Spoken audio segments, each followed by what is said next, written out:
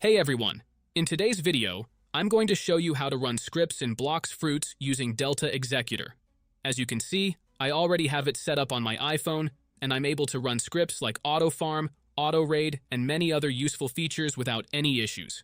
And honestly, the best part is that this works on both iOS and Android devices, so no matter what you're using, you're good to go.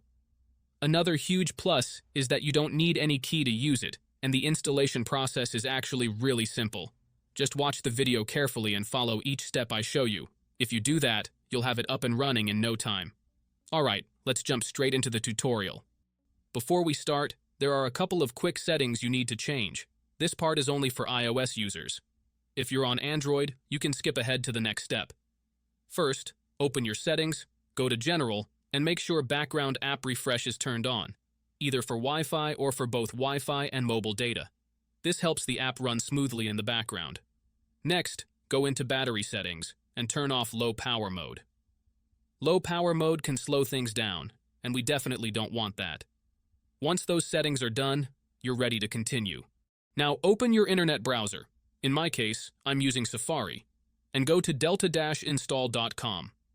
This is the website where you can download Delta Executor. When you're on the site, you'll see some information about Delta and how it works. To download it, just tap the download button and choose your device, Apple or Android. The download might take a moment depending on your internet connection, but once it's finished, you'll see a confirmation page telling you the app has been installed and to check your home screen. At that point, Delta Executor should appear on your home screen and you're good to go. If this is your first time using the site, there may be a couple of extra steps. But don't worry, it's really easy. You'll be redirected to a page with a short video tutorial that walks you through everything step by step. You'll just need to install a couple of apps from the App Store or Play Store, depending on your device. These apps are safe and secure, so there's nothing to worry about. Just follow the instructions and you'll be done in no time. And that's it.